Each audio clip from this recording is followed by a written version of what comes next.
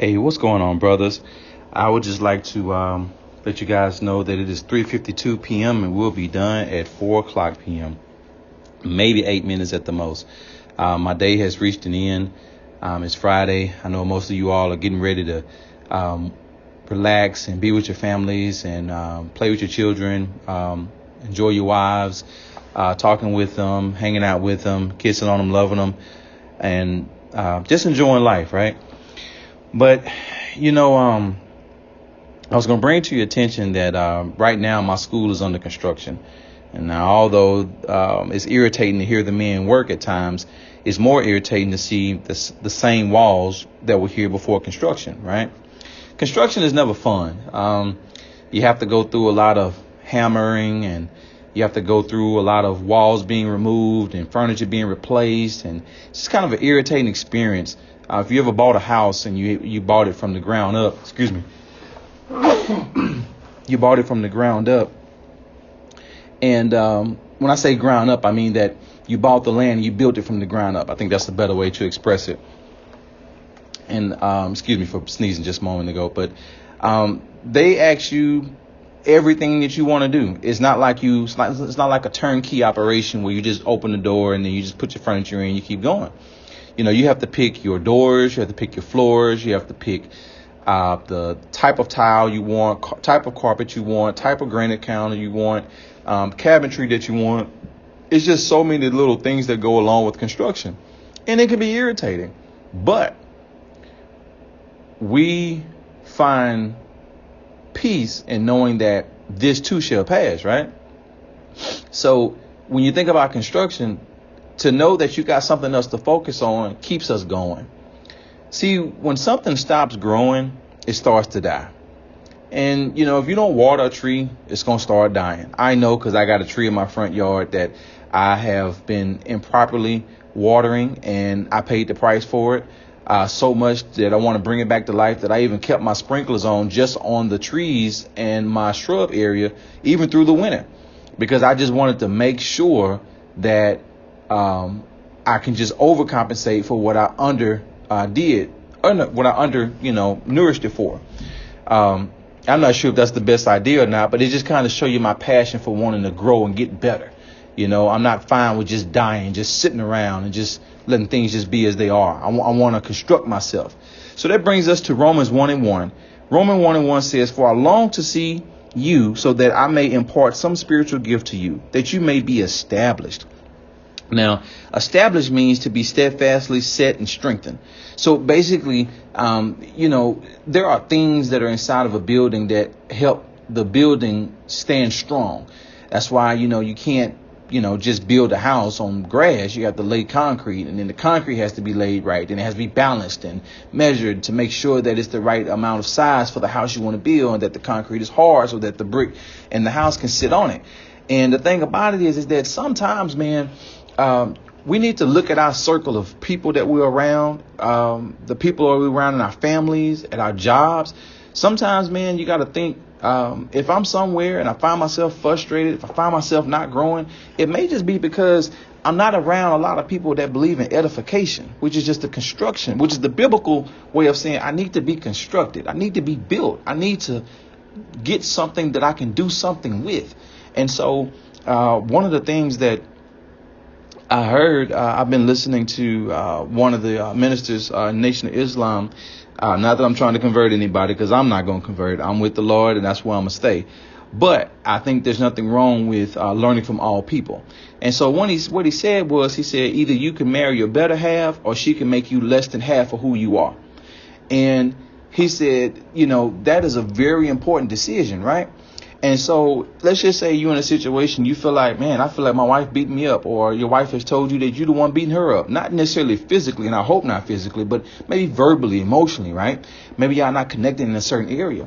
Well, I've also been reading Gary Chapman's 5 Love Languages, and it talks really good about how when you don't speak the same dialect, it can make a confusing time for the marriage. I mean, both of you all are competent, but you just don't understand how to get that message out to your mate. And it's just frustrating, because we all got needs. And when your needs are not getting met because the people who need to deliver the present or the gift to you can't speak your language, then it's like, man, what am I going to do? I mean, somebody could be wanting to give you a house and $1 million, but they're speaking in Spanish. You don't speak in Spanish. It's going to frustrate you that you still living at your mama house and you can't do anything because, man, God had already answered your prayer, but you don't speak the language.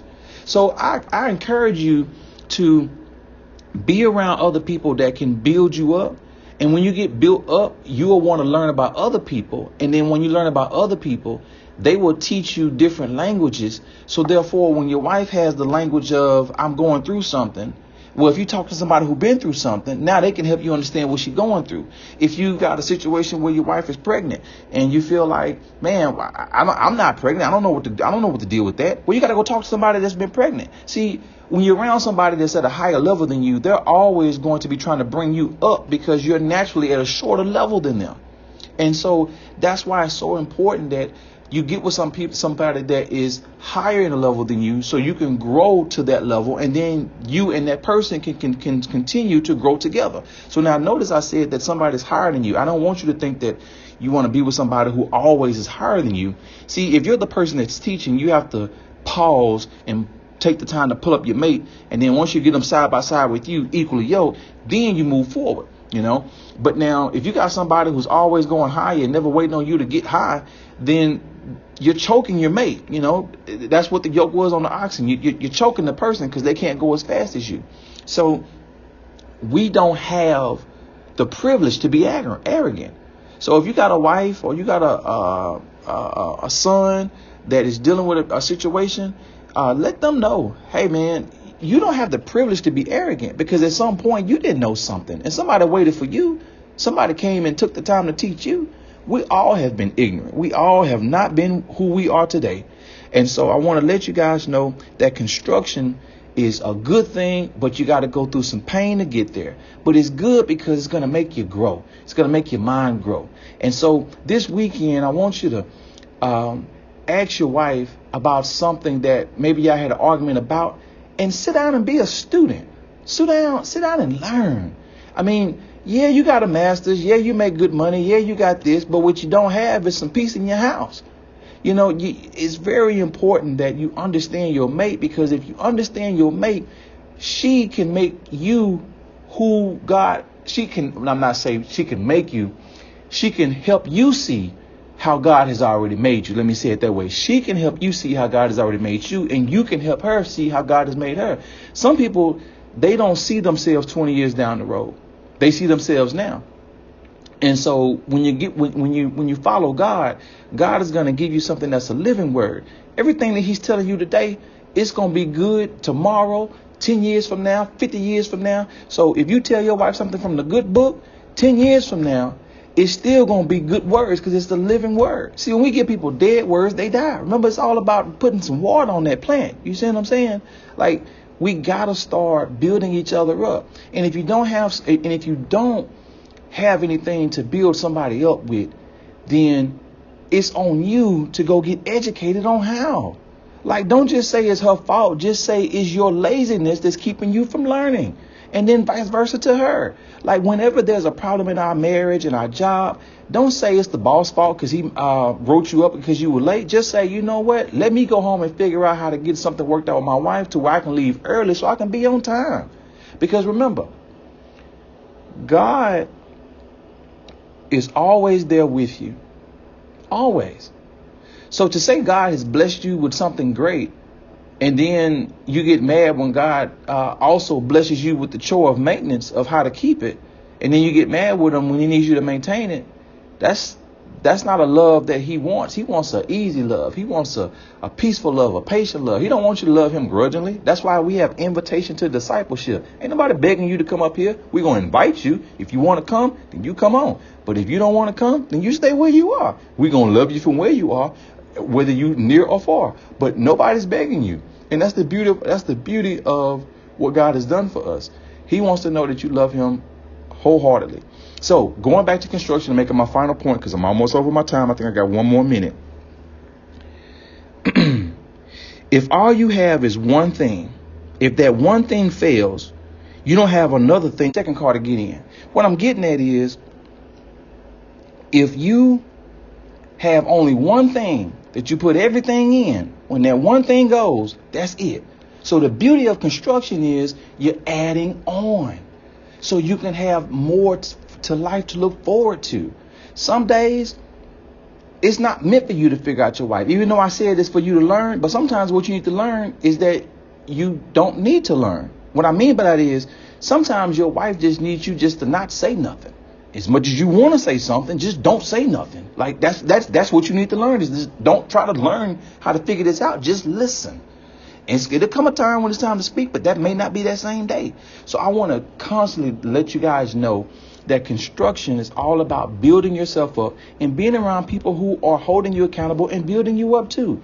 We shouldn't all have the same mind frame that we had last year, and nor should we have the same mind frame that we had yesterday. We are always under construction. We should always be building. And I leave you again, Romans 1:1. When we see each other, we should always have some good news to say. You know, that's why some of the old folks will say, hey, man, tell me something good. When you see them again, they say, hey, man, tell me something good. What they're saying is, I know what you told me good last time, but tell me something else that you know good. So they're saying, keep building me up. Don't keep giving me the same food. I don't want food that has been spoiled, you know, because after you leave food out for so long, you can only eat on it before it spoils for a couple of days. But after it's spoiled, you can't eat it no more. So you need new food. So again, Romans 1:1 says, for I long to see you, that I may impart some spiritual gift to you, that you may be established. Because what you don't know is that some people are going through things that the words you gave them before they went through it is what got them through when you wasn't around to be there with them. So know that every time you meet somebody, forsake not the assembly of God, forsake not the assembly of the church. Every time you meet somebody, give them something that they can use, because it will bless them. And I hope the words that I've given you that God has written can bless you as well. Love you guys. Have a blessed weekend.